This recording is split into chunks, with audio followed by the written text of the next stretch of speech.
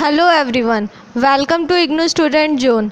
आज के इस वीडियो में मैं आपको concept of warehousing and elements of warehousing बताने वाली हूँ। तो वीडियो को बिना स्किप किए पूरे एंड तक देखें ताकि आपको सारी बातें समझ में आ सकें। अगर आप इस चैनल पर पहली बार आ रहे हैं तो इसे सब्सक्राइब कीजिए और साथ ही साथ बेल आइकन को प्रेस कीजिए, जिससे मेरे आने वाले सभी वीडियोज़ के बारे में आपको जानकारी मिल सके। तो चलिए वीडियो स्टार्ट करते हैं। तो ये है IBO 5 का यूनिट 4 वेयर हाउसिंग का 4.2 कॉन्सेप्ट ऑफ वेयर हाउसिंग और 4.3 है एलिमेंट ऑफ वेयर हाउसिंग। तो चलिए इसके बारे में डिटेल में जानते हैं कि ये है क्या।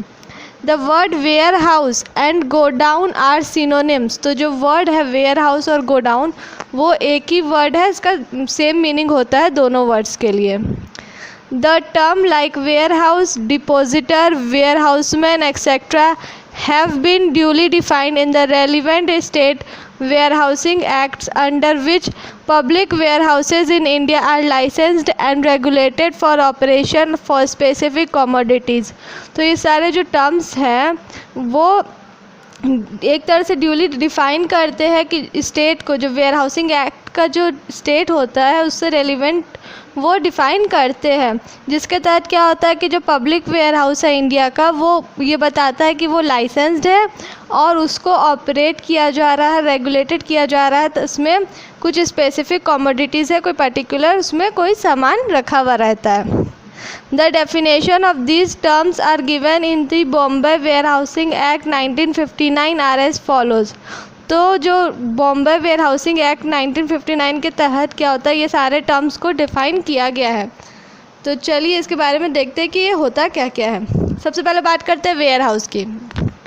Ware house means any building structure और other protected enclosure which is used or may be used for the purpose of storing goods on behalf of the depositors, but does not include clock rooms attached to hotels, railway stations, the premises of other public carriers and the like. इसका ware house का मतलब होता है कि कोई भी ऐसा building का स्ट्रक्चर या तो कोई भी प्रोटेक्टेड इंक्लोजर जो कि इस्तेमाल किया जाता है गुड्स को स्टोर करने के लिए डिपॉजिटर्स के बिहाफ में, लेकिन इसमें जो क्लॉक रूम्स नहीं आता है, जो कि होटल्स, रेलवे स्टेशन या तो किसी पब्लिक कैरियर्स के प्रीमिसेस से अटैच किया गया है, ये एक सेपरेट प्लेस पे होता है। अब बात करते हैं डिपॉजिटर के। तो depositor means a person who deposits good with a warehouseman for storing in his ware house.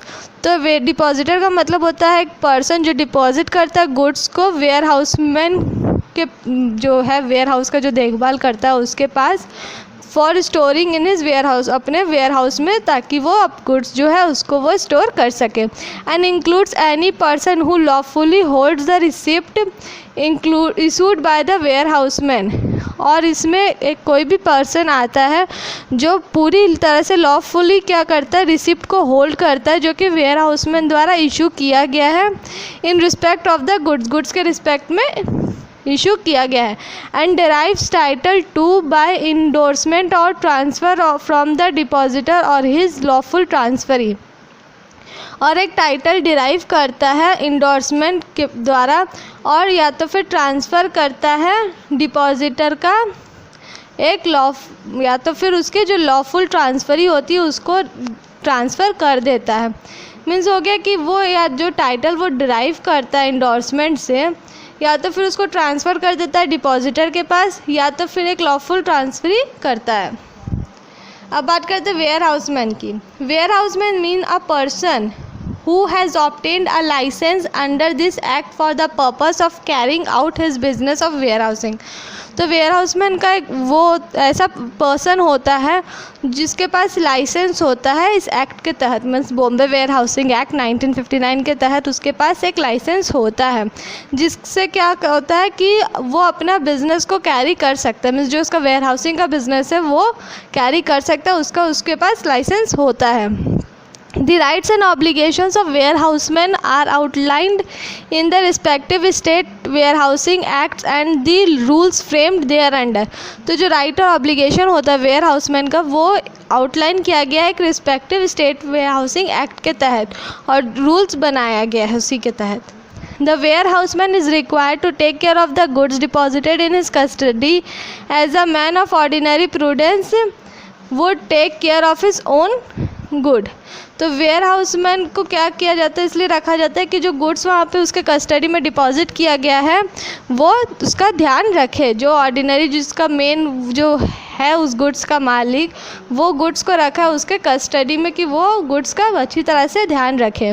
He act as a bailee and accepts goods for safe keeping. ये एक बेल की तरह एक्ट करता है और जो भी सामान होता है उसको अच्छी तरह से रखने को वो तैयार होता है.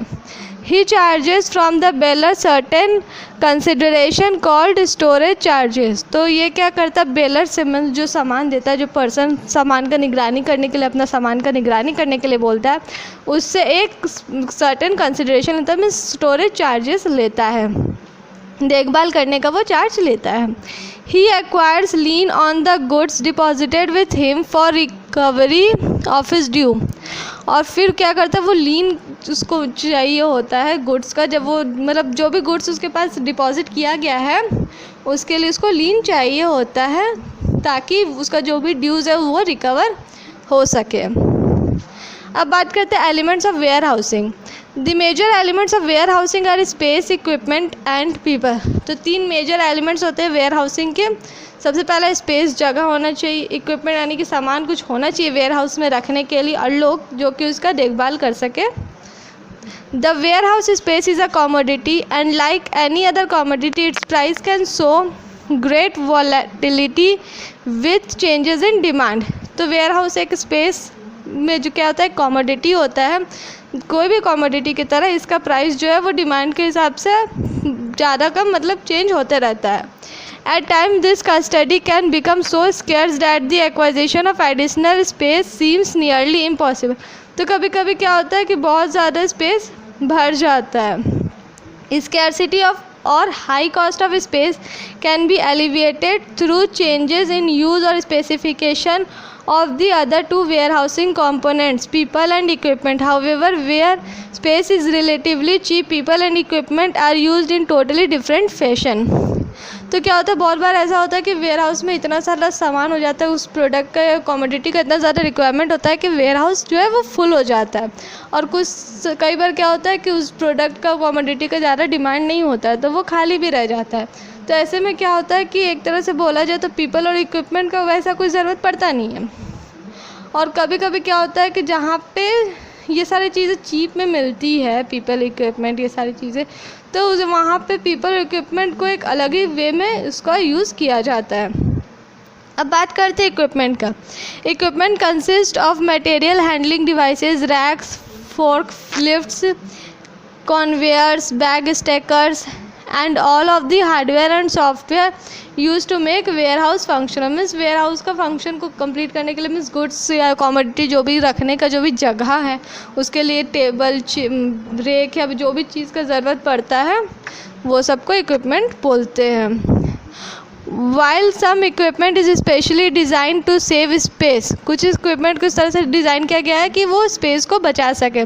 और कुछ some equipment is used for prevention treatment. तो कुछ को प्रिवेंशन ट्रीटमेंट के तौर पे भी बनाया गया है या यूज़ होता है, like sprayers, fumigation cover etcetera in case of perishable commodities. अगर पेरिशेबल कमोडिटीज़ है तो अलग अलग प्रिवेंशन ट्रीटमेंट के तौर पे भी इसको यूज़ किया जाता है.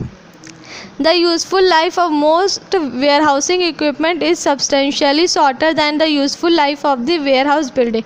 तो जो वेयर हाउसिंग इक्विपमेंट का जो यूज़फुल लाइफ होता है वो बहुत ज़्यादा शॉर्टर होता है वेयर हाउस बिल्डिंग के कंपैरिजन में, क्योंकि वो सारे जो चीज़ लगाते हैं, रेक हो गया, फोर्क लिफ्ट्स, बैग स्टैकर्स, ये सारी चीज़ क्या होता है टाइम के बाद वो ख़राब होने लगते हैं.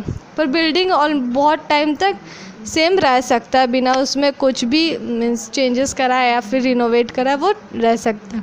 While warehousing equipment depreciate its value, the warehouse building may appreciate in value over time. तो इक्विपमेंट जब ख़राब होने लगेगा टाइम के साथ साथ तो उसका जो वैल्यू होता है वो भी घटने लग जाएगा. पर बिल्डिंग का जो वैल्यू होता है वो समय के साथ हमेशा बढ़ता ही है. The most critical component in warehousing is people. तो सबसे ज़्यादा क्रिटिकल कंपोनेंट वेयर हाउसिंग का पीपल होता है। The personal performance of warehouse workers often makes the difference between high and low quality warehousing. तो जो personal performance होता है वेयर हाउस के वर्कर का, वो जो क्या करते डिफरेंस करते हैं हाई क्वालिटी और लो क्वालिटी वेयर हाउसिंग के बीच में। By comparison the variation in quality of building and equipment are typically small. तो कंपैरिजन से क्या होता है, जो वेरिएशन होता है बिल्डिंग के क्वालिटी का और इक्विपमेंट का, वो बहुत ही कम होता है, बहुत ही छोटा होता है। Thus, a judicious employment of the three components, namely space, equipment and people, normally can affect the performance and overall cost of the warehousing facility. तो ये जो जुडिशियल एम्प्लॉयमेंट होता है तीनों कंपोनेंट का, जैसे स्पेस, इक्विपमेंट और पीपल का, वो क्या होता है कि वेयर हाउसिंग का जो फैसिलिटी होता है उसको ओवरऑल कॉस्ट में भी अफेक्ट करता है, साथ ही साथ उससे परफॉर्मेंस में भी अफेक्ट पड़ता है। मान लो स्पेस सही नहीं है तो भी प्रॉब्लम है, अगर इक्विपमेंट बहुत ज़्यादा जल्दी ख़राब होने लगेगा तब भी ज़्यादा प्रॉब्लम होता है। Efficiency in warehousing, however, starts with planning for the requirement and matching resources against the actual need. तो जो एफिशिएंसी होता है वेयर हाउस का, वो स्टार्ट होता है प्लानिंग के साथ, मतलब क्या क्या चीज़ का रिक्वायरमेंट उसका प्लानिंग के साथ साथ, और फिर क्या होता है कि वो जो एक्चुअल नीड होता है उसके हिसाब से वो मैचिंग रिसोर्सेज कलेक्ट करता है, मैचिंग रिसोर्सेज रखता है। तो ये था concept of warehousing and elements of warehousing के बारे में। तो आई होप आपको सारे पॉइंट्स क्लियर हो गए होंगे। वीडियो कैसा लगा कमेंट करके बताएं, साथ ही साथ अगर अच्छा लगे तो इसे लाइक कीजिए, अपने फ्रेंड्स के साथ भी शेयर कीजिए।